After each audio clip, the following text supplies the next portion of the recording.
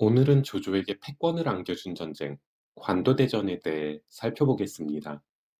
관도대전은 대체적으로 역사와 연의가 일치하지만 서로 다른 장면을 찾아 소개해드리겠습니다. 첫 번째는 문추의 최후입니다. 연의에서 문추는 알량의 원수를 갚기 위해 출진을 자원합니다. 이후 연진에서 조조군과 맞붙는데 순유의 계책에 빠져 문추의 군대는 혼란에 빠집니다.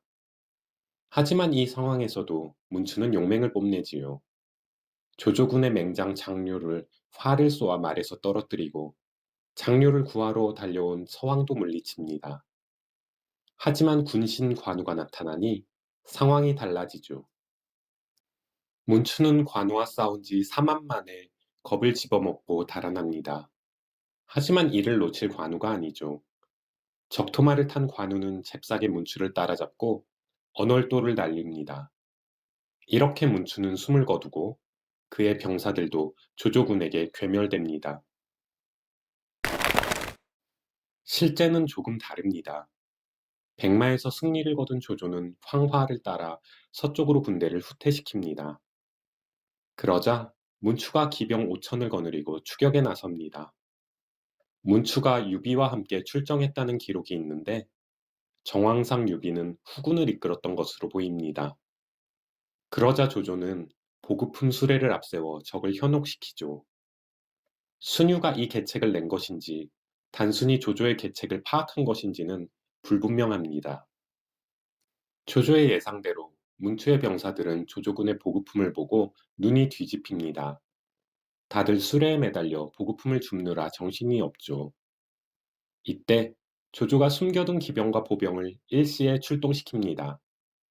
결국 문추는 난전 중에 숨을 거두고 그 군대는 뿔뿔이 흩어집니다. 관우의 열혈팬 나관중 선생은 문추가 장요와 서황을 물리치게 해 문추의 용맹을 강조한 다음 관우가 문추를 죽이게 해 관우를 띄워준 겁니다. 두 번째는 순우경의 최후입니다. 연희에서 순우경은 쓰레기 같은 장수로 묘사됩니다. 성격은 난폭하고 늘 술에 취해 있다고 나오죠. 조조가 원소의 군량 창고인 오소를 공격하는 날에도 순우경은 수하들과 거하게 술을 마십니다. 심지어 술에 취해 자다가 포로로 잡히죠. 조조는 순우경의 귀와 코를 자른 뒤 원소에게 돌려보내고 분노한 원소는 순우경의 목을 뱁니다. 실제 순우경의 모습은 다릅니다. 관도대전으로부터 12년 전인 서기 188년, 영제는 황제의 직속부대인 서원군을 창설합니다. 이때 8명의 교위를 임명해 서원군을 이끌게 했으니 건석, 원소, 조조가 대표적인 인물입니다. 이때 순우경도 8명의 교위 중 한 명이었죠. 순우경은 한때 원소 조조와 어깨를 나란히 하던 인물이었던 겁니다. 원소군은 원래 감군 저수가 전군을 통솔했는데 관도대전 직전 곽도가 저수를 모함해 군의 통솔 체제를 바꿉니다. 이때 원소가 임명한 3명의 도독이 저수, 곽도, 순우경입니다. 순우경이 말단 장수가 아니라 원소군의 대장이었음을 알 수 있는 대목이죠. 조조가 오소를 공격했을 때 순우경이 술을 마셨다는 기록은 없습니다. 오히려 순우경은 조조의 기습에 즉각 대응합니다. 순우경은 조조군의 수가 적은 것을 보고 요격에 나섰지만 상대가 만만치 않자 영체 안으로 들어가 수비를 합니다. 이후 치열한 전투 끝에 조조가 승리를 거두고 순우경은 코가 잘린 채로 조조의 포로가 되지요. 사실 오소의 패전은 순우경의 잘못이라기보다는 조조의 뛰어난 전술과 원소의 실책 때문이라고 봐야 합니다. 조조는 화공으로 오소를 혼란에 빠뜨렸고 원소의 지원군이 당도했을 때도 오소 공략에만 집중합니다. 원소의 지원군이 코앞에 닥치자 그제서야 말머리를 돌려 이들을 상대하죠.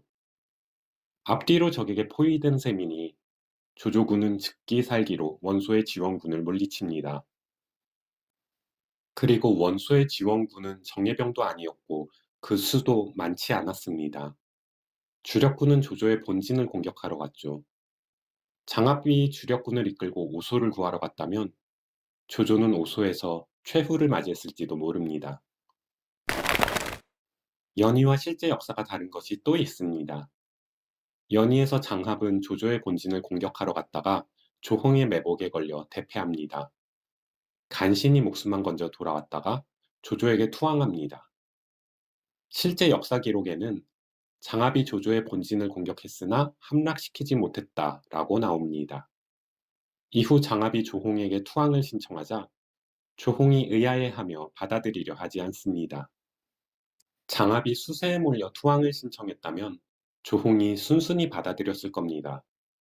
조홍이 의아해하며 거짓 투항을 의심한 것은 장합이 나름 선전했기 때문일 겁니다. 실제 장합은 대단한 명장으로 장비에게 대패한 것을 제외하면 패전 기록이 거의 없습니다. 연희에서 나관중 선생 때문에 억울하게 1패를 떠안은 장합입니다. 전투가 끝난 후 조조에게 끌려간 순우경은 의연한 모습을 보입니다. 조조가 어쩌다 일이 되었소? 라고 묻자 순우경은 승패는 하늘에 달렸는데 그런 건 왜 물어보시오? 라고 대답합니다. 이에 조조는 순우경을 살려주려다가 허유의 말을 듣고 죽입니다. 허유는 순우경은 코가 잘린 원한을 잊지 못할 겁니다. 라고 말했습니다. 세 번째는 원담의 죽음입니다. 원소가 죽자 원상과 원담은 아버지의 빈자리를 차지하기 위해 치열하게 싸웁니다.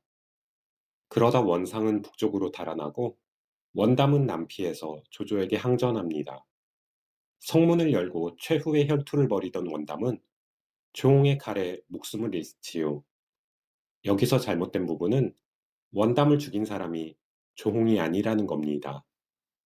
이때 원담은 군대를 이끌고 성 밖으로 나아가 조조군과 혈투를 벌였습니다. 생각보다 전사자가 많자 조조가 군대를 후퇴시킬 생각까지 하죠.